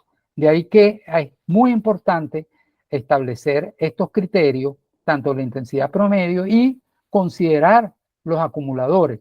La diferencia entre la intensidad promedio y la carga que sería expresada por un acumulador parasitario viene dada en que la intensidad promedio es una media aritmética del total parasitado sobre la carga parasitaria, mientras que en el acumulador de parásitos discriminamos los animales por su carga parasitaria. Si tiene mayor de 1200 o de 1000 huevos, depende si es hoy por gramo de ese, por ejemplo, establecemos por encima de que, o sea, del nivel que estamos considerando como elevado, y todo lo que tengan elevado lo consideramos acumulador de parásitos. En este caso, estamos hablando de acumuladores de parásitos en función de tratamiento de aquellos que tenían mayor poder de contaminación del pastizal. Solamente aquí, en estos positivos, podían haber individuos leves y muchos quizás también con cargas moderadas. Y lógicamente muchos, algunos, como ven aquí, negativos. Muchos, perdón, aquí los negativos. Aquí solamente leves y moderadas, aquí los negativos. Y aquí solamente los individuos con altas cargas parasitarias, que serían los del mayor poder contaminado. Entonces, tratando esta pequeña fracción, nosotros logramos un ahorro enorme en la cantidad de antiparasitario que estamos utilizando, porque miren la cantidad de porcentajes de animales que no requieren tratamiento. Incluso aquí había uno que el 100% no requirió tratamiento para ese momento, a pesar de que había un 53.7% de individuos positivos, pero no había ni un solo acumulador parasitario y un 46% de individuos negativos. Entonces, de ahí que el promedio general nos dio un 83.3% de los bovinos no requirieron tratamiento antihelmíntico. Eso alarga la vida útil del producto antihelmíntico, mejora las condiciones de refugio del pastizal y se traduce en un ahorro económico para el productor y el consumo de derivados cárnicos y lácticos sin contaminaciones de residuos químicos por la población en general. O sea, muchas ventajas. Hicimos otro ensayo, el anterior fue con bovinos, este fue con ovinos de la estación experimental de la Facultad de Agronomía de la UCB, y nosotros evaluamos, aquí lo hicimos, y clasificamos los animales solamente como acumuladores en función del nivel de infección, es decir, si tenían altas cargas parasitarias. Entonces, acumuladores, no acumuladores. Y cuando nosotros veíamos el porcentaje de animales que requerían tratamiento, aquí vemos que, bueno, variaba de mes a mes. Por ejemplo, en marzo cayó al 2.56, 5.08, volvió aquí a subir. Aquí ningún animal requirió tratamiento, aquí solamente un 2%. En general, cuando usábamos la coproscopía como criterio para seleccionar los animales a ser tratados, requerimos solamente en promedio tratar un 10,88% de los animales, prácticamente un 11% de los animales. Cuando utilizamos solamente el hematocrito como criterio, obtuvimos también una variabilidad en el curso del año, pero tuvimos un 11,50%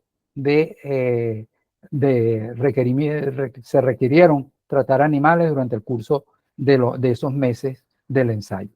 Ahora, cuando combinamos la condición de la carga parasitaria con el valor hematocrito, entonces nos permitió esto clasificar a los animales como sensibles, resilientes y resistentes. Lógicamente, los resistentes ni los resilientes los íbamos a tratar, solo íbamos a tratar a la fracción de los sensibles. En ese caso, el porcentaje de animales tratados fue del 2,93%, garantizando una buena salud del rebaño, un buen nivel de refugio de presencia de larvas no resistentes en los pastizales y un menor uso de antihelmínticos y una mayor larga vida de la utilidad del producto. Hicimos también un ensayo con bovino, esto lo hicimos en Barinas y esto lo van a ver después muy bien en una gráfica. Teníamos animales predominantemente, aquí eran prácticamente, pues eran muy bovindicos. Bos tauro tenía una mezcla, incluso había algo de genes bos índicos, pero con dominancia bos tauro y el criollo río limón. Aquí conseguimos, por ejemplo, en los bos índicos, falso problema parasitario, los números de huevos 50, 91.2, 14.3. O sea, que podían estar en malas condiciones, no se veían bien, pero no era un problema de una carga parasitaria alta. Conseguimos uno solo como bovo índico, 17 como bos tauro y 7 como criollo río limón. Cuando nos vamos a los resilientes, en bos índico no conseguimos, pero sí conseguimos uno en bos tauro, conseguimos 5 en criollo río limón. Con los resistentes, aquí combinamos condición corporal con carga parasitaria, expresada en huevos por gramos de S. Aquí conseguimos 9 bos índico, 21 bos tauro y 25 criollo río limón. Condición resistente y aquí resiliente. Y en sensible, uno solo fue bos índico, 15 bos tauro y 5 criollo río limón. Lógicamente las cantidades de animales en cada grupo varían, todo eso tiene influencia sobre el resultado de la gráfica. Pero en general vimos que el criollo río limón se nos asoció con resiliente y con resistente. Con resiliente y con resistente. El bos índico se nos asoció con resistente.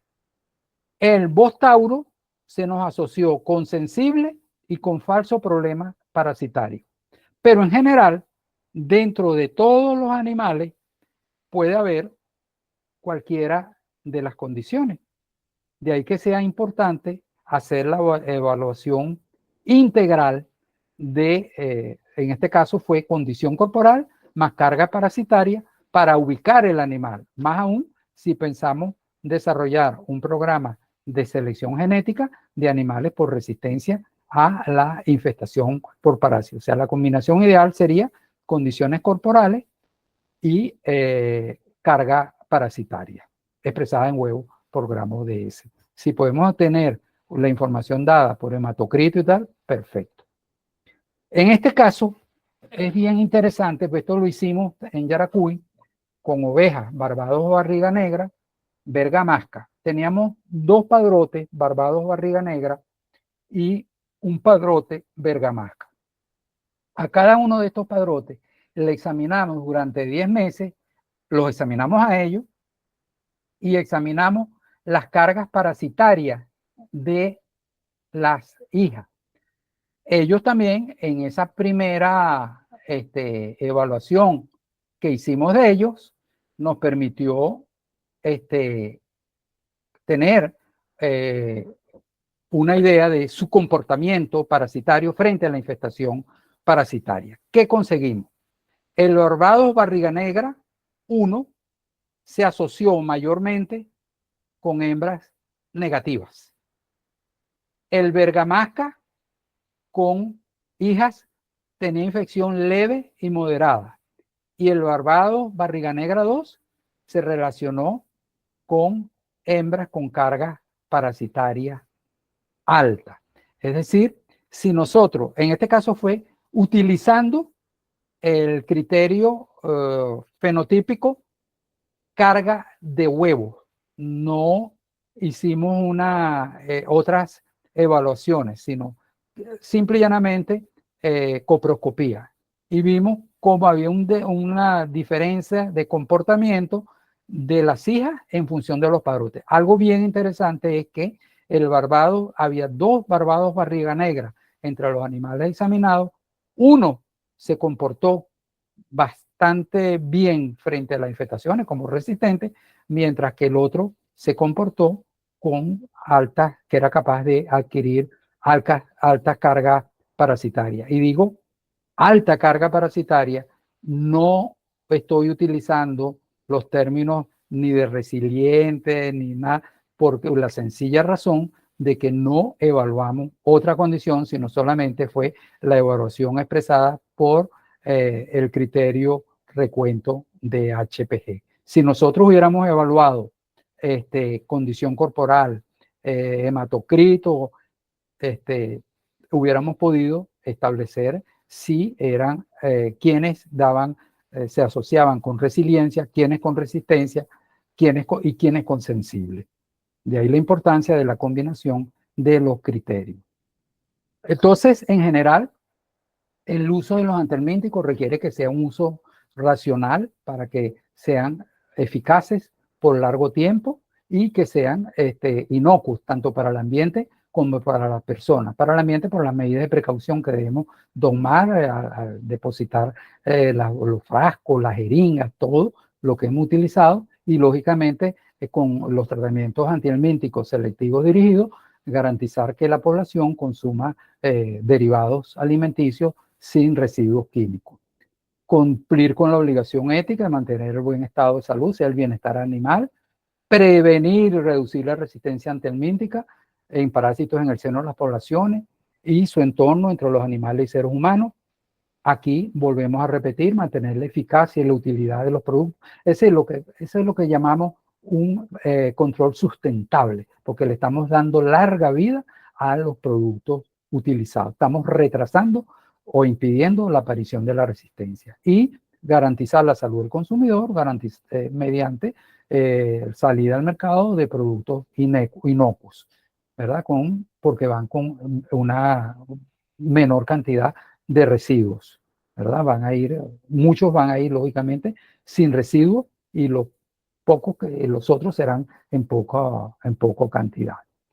Hay prácticas que son fundamentales, que la conocen mucho los ganaderos, los veterinarios, la suplementación mineral, los bloques multinutricionales, manejo adecuado de los pastizales, carga animal adecuada, para evitar el sobrepastoreo, para evitar la degradación del potrero, tiempo de permanencia, lógicamente, por los mismos efectos, e introducción al potrero en el momento más oportuno, es decir, cuando la planta tiene su mayor concentración de proteína, no cuando se ha transformado, se ha lignificado, rotación de los potreros, por una parte para mejorar la calidad de esos potreros y también para evitar su degradación y también para disminuir los potenciales infectivos de los mismos, porque indiscutiblemente hay muchas larvas que van a morir por inanición.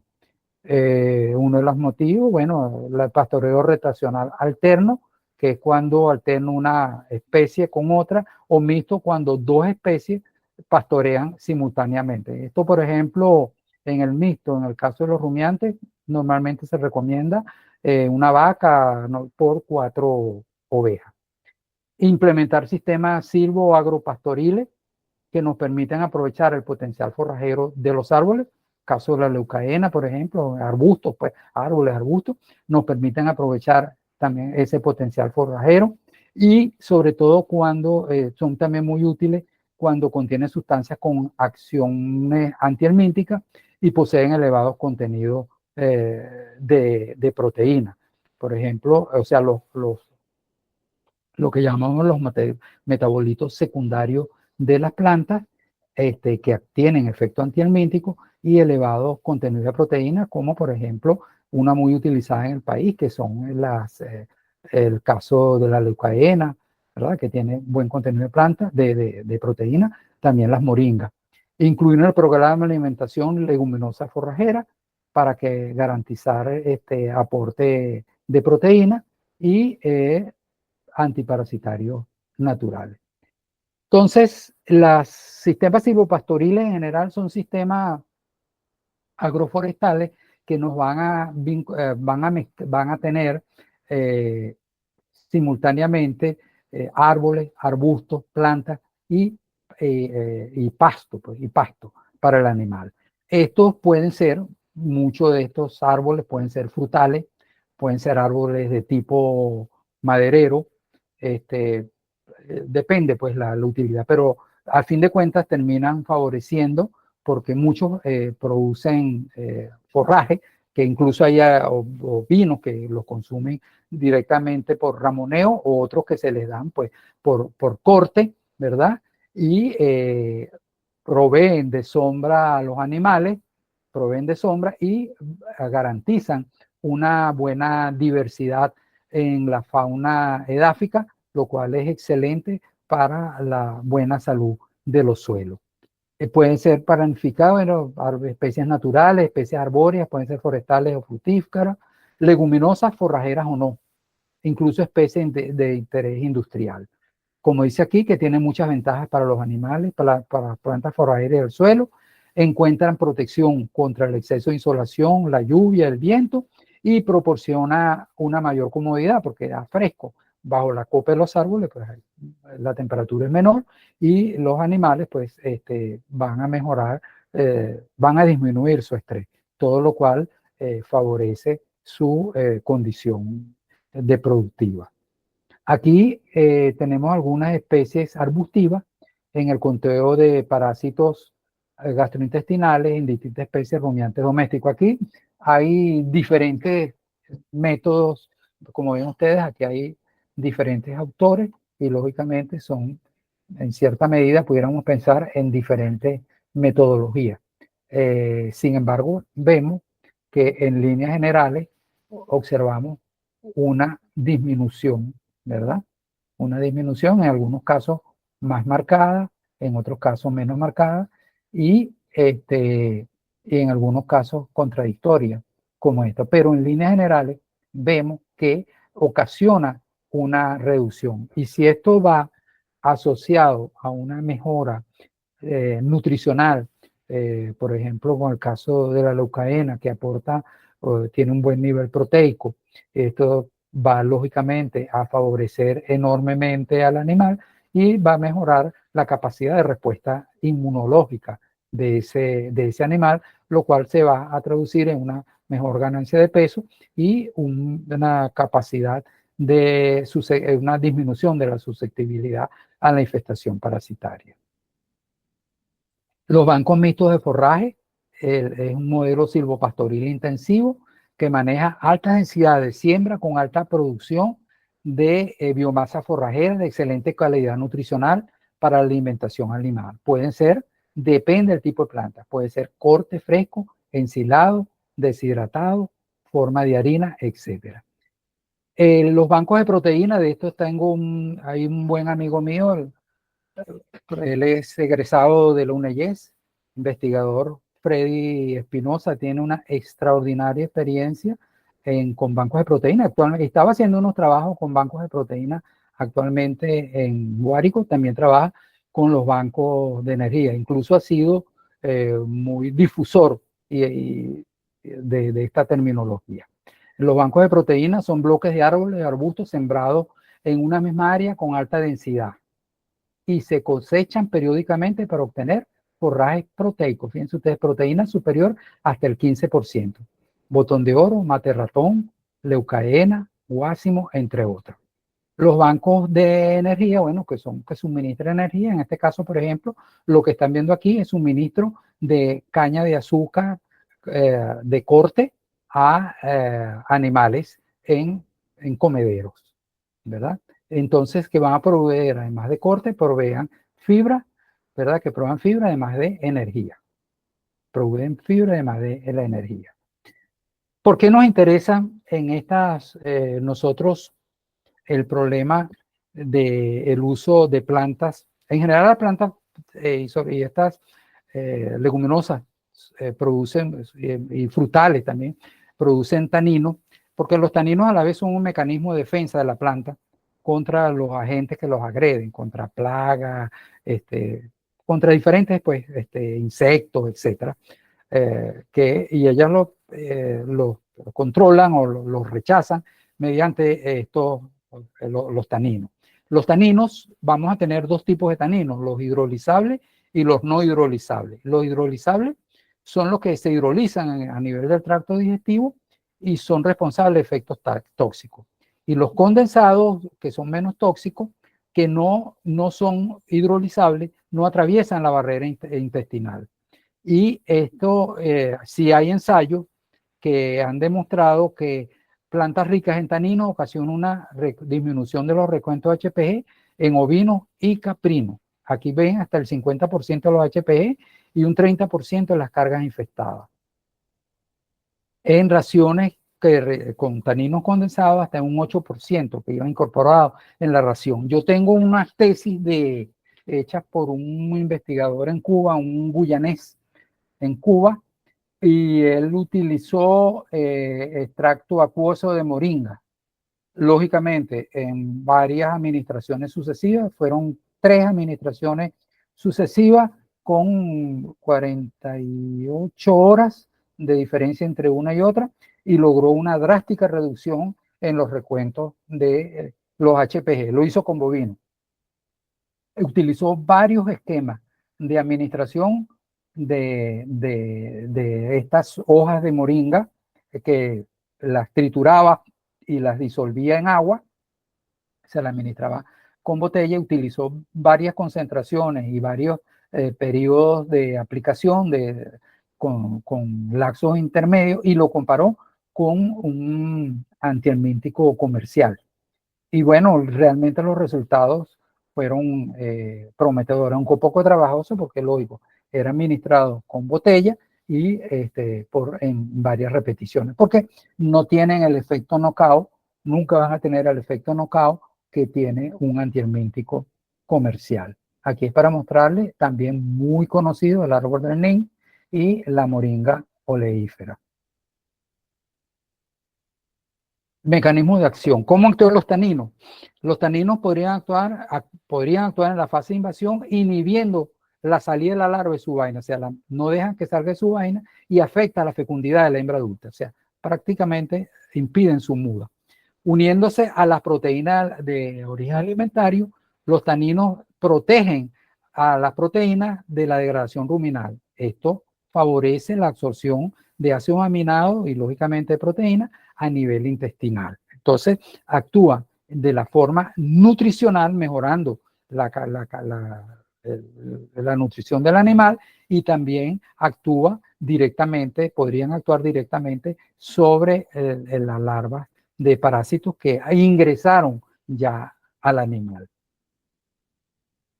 Esto es muy importante que se tenga en cuenta, que no es que se van a administrar a enormes cantidades, hay que evaluarlo, hay que asesorarse con nutricionistas, con gente que esté trabajando en el tema, porque su consumo excesivo puede ser asociado a disfuncionamiento ruminal, ¿verdad? A una inhibición de la flora presente en el rumen. Por ejemplo, dice que si es superior a 40-50 gramos por kilo de materia seca, puede ocasionar ese tipo de problemas. Por eso es que es necesario hacer ciertas evaluaciones, la observación, ¿verdad? Es muy importante. Cuando ustedes se los dan en líneas generales, esto es cuando uno se los da al animal, uno directamente, que uno prácticamente lo obliga a que lo consume. Cuando el animal lo consume libremente en sistema silvopastoril y tal, hay una autorregulación que realmente limita bastante esto. Otro sistema de control alternativo, o sea, otro sistema que coayuda en el control parasitario es el pastoreo alterno rotativo. En estos casos estamos hablando de un pastoreo bovino-ovino. Vean ustedes que el tiempo de ocupación de cada potrero, en este caso, va a ser de 7 días. En cada rotación, el rebaño ovino ingresa a un potrero que tiene 28 días de descanso de pastoreo bovino y 77 días de descanso de pastoreo ovino. El ingreso de los ovinos, el ingreso de los bovinos. ¿Y qué sucede? Como el ovino va a ingresar en un potrero que consume, que fue pastoreado previamente por los bovinos, ese ovino va a comportarse como un absorbedor, como una aspiradora de las larvas de parásitos que puedan estar aquí. Él no es el hospedador para muchos de los parásitos de los bovinos, y entonces, bueno, comparten el tricoestronio y los axei, pero con hemón, con eso hay especificidad. O sea, con los más patógenos hay una marcada especificidad. Entonces él va a ayudar a que él va a consumir unos parásitos para los cuales él no es sensible, va a ayudar a limpiar la paradera. Igual va a suceder cuando el bovino se meta en la pastura que había sido previamente pastoreada por los bovinos, y entonces lógicamente el efecto aspirador lo va a ejercer es el bovino. Esto lógicamente va a depender de y el tamaño de los potreros y tiempo de ocupación del crecimiento del pasto que se está utilizando, ¿verdad? Y para utilizarlo, pues para que sea utilizado en la forma más adecuada. Este es un esquema que se presentó en Uruguay y que ellos tienen unas evaluaciones bien interesantes. El tiempo de ocupación de una parcela debe ser lo suficientemente corto para que el pasto acortado, diente del primer día, o al principio del tiempo de la ocupación, no sea cortado por dientes de los animales antes de que estos dejen la parcela. El objetivo es no permitir que los animales coman sucesivamente los rebrotes del pasto, lo que provocaría el agotamiento de sus reservas y su posterior degradación. Estas son las leyes de André Voisin, o Voisin. Estas son las, y que él habla pues que ese rebrote, la saliva del bovino es un buen estimulante para el rebrote, pero que no es muy conveniente la larga ocupación, porque el animal puede regresar y va a recortar de nuevo el pasto, y entonces lo que va es a lesionar el pastizal. Y si es muy largo tiempo y tenemos muchos animales, una de alta densidad de animales, una carga animal fuerte, lógicamente va a haber el efecto pisoteo sobre la planta y va a haber también el efecto de degradación del suelo. De ahí que debe utilizarse la carga lo más adecuada posible, el tiempo que lo más corto que se pueda utilizar y que tenga un descanso adecuado para que la planta se recupere y sea de buen contenido nutritivo al momento que el animal la vaya de nuevo a consumir. Práctica de manejo integral para el control parasitario. Le hemos dicho desde el principio, evaluar la eficacia de los antihelmínticos, saber ustedes tener si ingresan animales a su explotación, pedir el historial de tratamiento, no soltar animales directamente al potrero, evaluarlos y si pueden hacer la evaluación de la eficacia, perfecto, y implementar cuarentena. Porque si ustedes sueltan directamente animales a potreros que vienen de fincas que ustedes no conocen el historial de desparasitaciones, pueden estar introduciendo en la finca un problema de resistencia y después es bien difícil de controlar y de sacar, es sumamente difícil y que pierden pues un arsenal terapéutico valioso. Implementar el tratamiento antihelmíntico selectivo en ovino uso Famacha.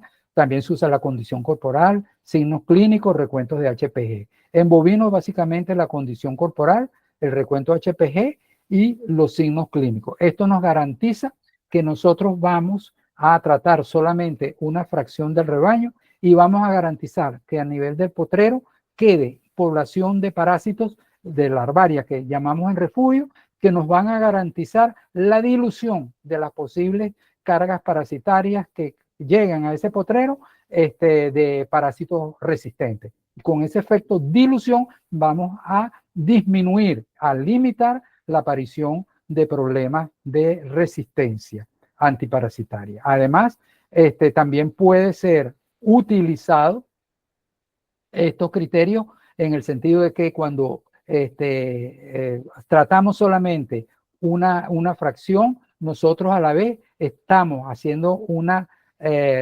selección prácticamente por resistencia y resiliencia. Recuerde que dije que los animales es muy difíciles de diferenciar los resistentes de los resilientes, y como vamos a tratar básicamente a los que están con mala condición corporal, que expresan signos clínicos y tienen recuentos de HPG altos, indiscutiblemente estamos haciendo tratamientos básicamente de los sensibles, que a su vez son candidatos a eliminar para sobre todo no conservarlos como reproductores en el rebaño, porque la resistencia es de índole genética y por consiguiente transmisible. Además que nos salen costosos porque requieren mayor cantidad de tratamientos en el curso del año. Uso de la dosis correcta de acuerdo al peso del animal. Usar la información parasitológica para la solución de reproductores, lo que les acabo de decir. Realizar a los animales de nuevo ingreso a la finca una cuarentena, es decir, no soltarlos directamente al potrero. El examen procroscópico cuantitativo de concentración por centrifugación y flotación en azúcar. Hacer tratamientos antihelmínticos, eliminar las heces de estos animales, mezclarlas con cal y llevarlas a un compostero. Y bueno, esto que le decía, que la vacuna, estas dos vacunas, pero que realmente pues son, esta sobre todo es muy laboriosa, mucha repetición, son de uso común. Aquí tenemos nosotros en Gustavo, como se está escuchando Gustavo, disculpa. Gustavo, que se está escuchando entrecortada la presentación. Ajá, que se está escuchando entrecortada la presentación. Y lo otro es que ya estamos, revisa el tiempo. Revisa el tiempo, por favor. No, vamos a seguir. Ok. Vamos a seguir y revisa el tiempo. Revisemos el tiempo, por favor. Sí, estoy llegando ya estamos culminando casi la hora. Bueno, principios activos de eficacia contra los elementos de los bovinos. Aquí tenemos benzimidazoles, levamisoles, lactonas macrocíclicas, closantel y praziquantel. Estos que están aquí en rojo, como ustedes ven, actúan contra todos los parásitos del abomazo. Los que están en amarillo actúan contra formas juveniles, mientras los que están en amarillo actúan contra la misma especie, pero contra las formas adultas solamente. Y en verde no tiene ninguna eficacia. Aquí lo vemos a nivel del intestino delgado. También vemos que los benzimidazoles, lógicamente, ninguno de estos, solamente aquí pudiéramos sacar básicamente el praziquantel, que sí actúa contra moniesia, pero vemos nosotros que contra adultos que están aquí serían los que los benzimidazoles actúan perfectamente, coperia, nematodiro y moniesia, levamisol, coperia y nematodiro no tiene nada que hacer contra moniesia, lactonas macrocíclicas es contra nematodos, tampoco actúa contra la moniesia, y el praziquantel sí actúa contra la moniesia. Y esta es la eficacia, o sea, la ausencia de eficacia del closantel. El closantel es muy bueno contra moncus y también actúa contra fasciola, contra hematófagos en general. Aquí los tenemos a nivel del intestino grueso, el Esophagostomus nitrichuri, solamente eficacia contra adultos.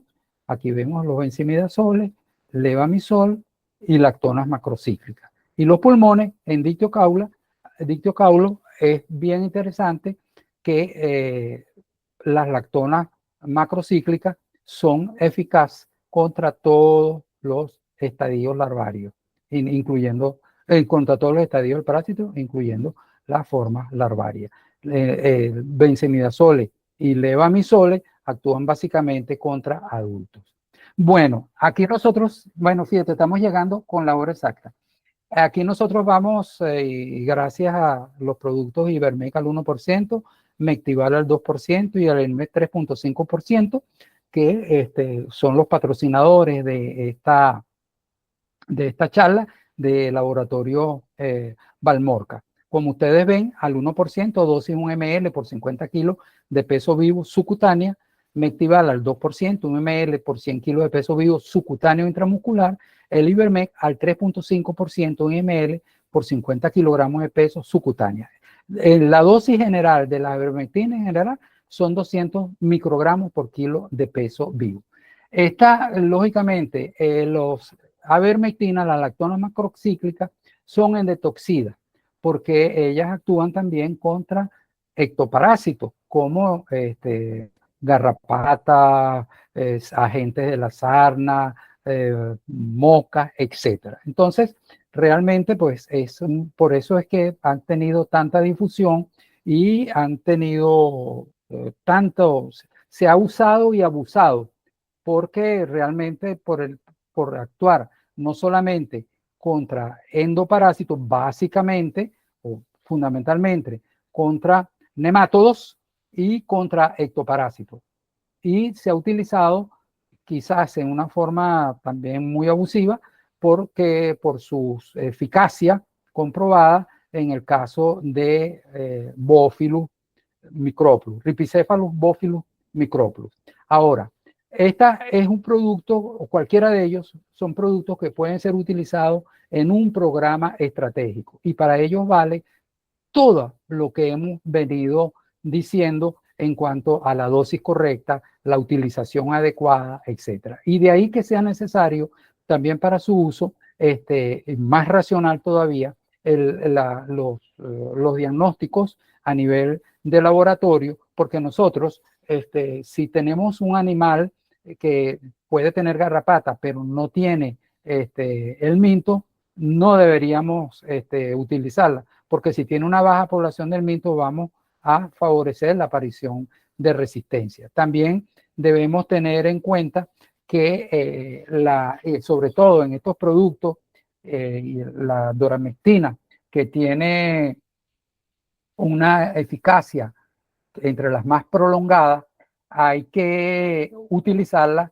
bastante, muy racionalmente, es muy útil, pero debemos saber que y aquí se justifica más aún el tratamiento selectivo, porque es de acción prolongada y significa que esa acción prolongada es que va eliminando también a las nuevas infestaciones que van ingresando a ese animal. Pero lógicamente a medida que pasa el tiempo va a disminuir su concentración y eso puede ser un problema de resistencia, de selección.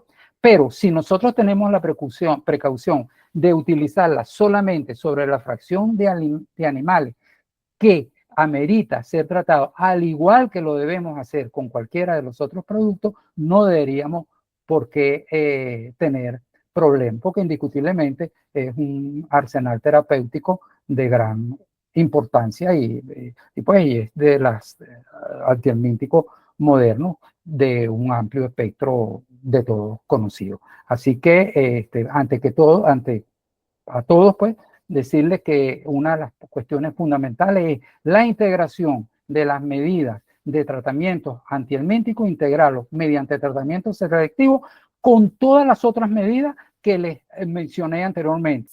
Bueno, quiero darle las gracias a todos por su participación activa. Desde Laboratorios Valmorca, nuestra misión es seguir brindándoles soluciones que fortalezcan la salud de su rebaño y la salud de sus finanzas. Si quieren profundizar más sobre la información de nuestros productos, por favor, consulten nuestras redes sociales, la de Instagram, Valmorca-vet, Facebook, Valmorca División Veterinaria, página web www.valmorca.com.be. Buenas noches y a seguir produciendo con eficacia. Este espacio fue patrocinado por Ibermed y Mectival, endectocidas de Valmorca. Muchas gracias, buenas noches. Gracias, Gustavo. Bueno, gracias a ustedes. Buenas noches.